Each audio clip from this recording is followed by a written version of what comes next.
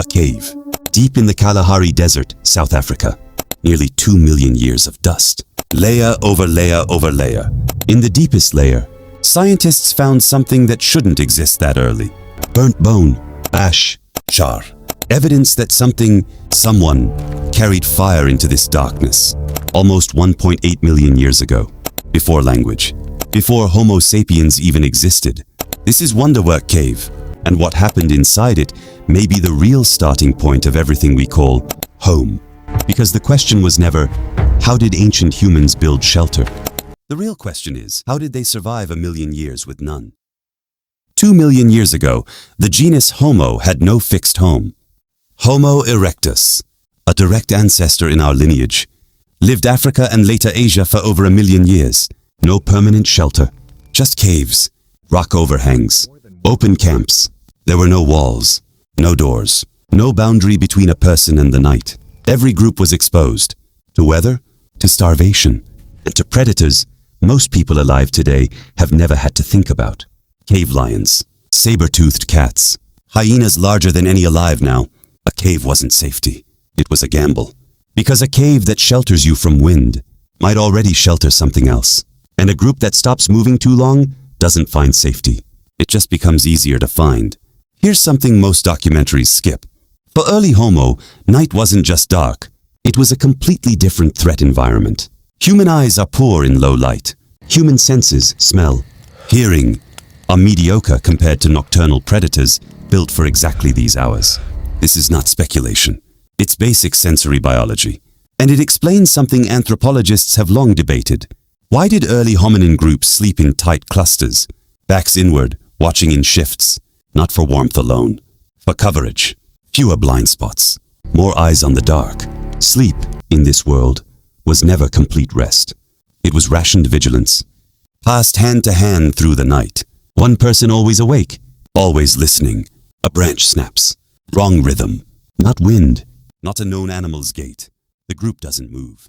Because in this world, reacting to every sound gets you killed by exhaustion, and ignoring the wrong one gets you killed by something else. Survival here wasn't about bravery. It was about knowing which fears to ignore.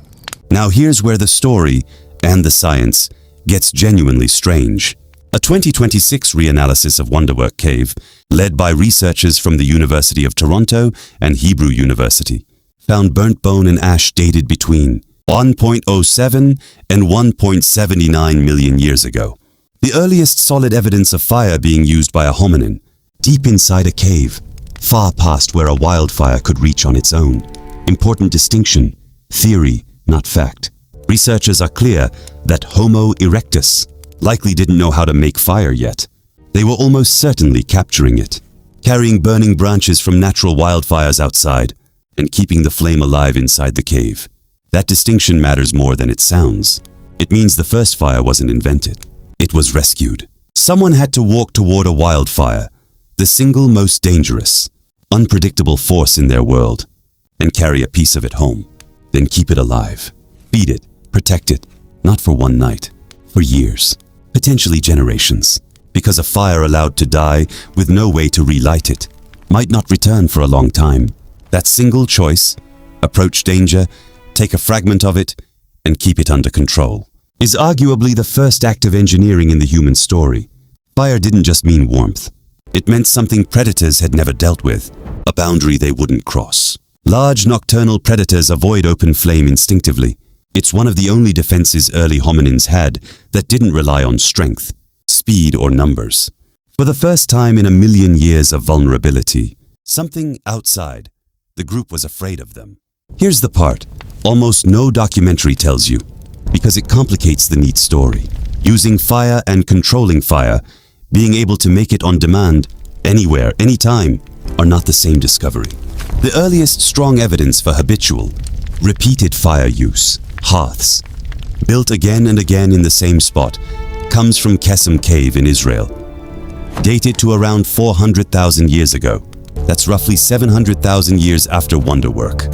For most of that gap, fire was something you found, borrowed, and desperately tried not to lose. Not something you commanded. That's nearly 30,000. Generations of humans living with fire as a fragile borrowed gift, before it became a guaranteed tool. This is why the one dramatic night version of this story, humans discover fire, and darkness is instantly defeated, isn't what the evidence shows. It was a slow negotiation with fire that lasted longer than our entire recorded history. Twice over. A ring of stones, a windbreak of branches. Firelight defining a small circle in total darkness. Once fire could be kept, even imperfectly, something changed that had nothing to do with temperature. A hearth turns an undefined landscape into two spaces. The space fire touches, and the space it doesn't. For the first time, a group didn't need a wall, a roof, or a cave to know where outside began.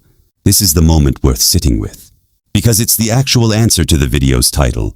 Safety was never a location. It was a condition, created, maintained and defended, one fire at a time. A rock overhang plus a fire is safer than a solid cave with none. The structure never mattered as much as the control.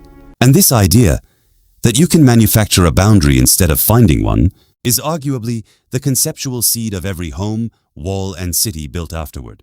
But fire had a price. Firelight makes a group visible from far away, to rival groups, not just animals. Theory, debated among anthropologists. Some researchers argue this new visibility may have pushed early humans toward more organized group behavior and cooperation, because a lit camp could no longer rely on simply not being noticed. Fire didn't remove risk. It traded one kind of danger for another and forced humans to start managing threats socially, not just physically. Homo sapiens, our species, appears in the fossil record roughly 300,000 years ago.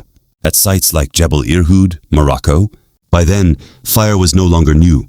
It was inherited knowledge, passed down from ancestors who had spent 1 million years learning to survive without it.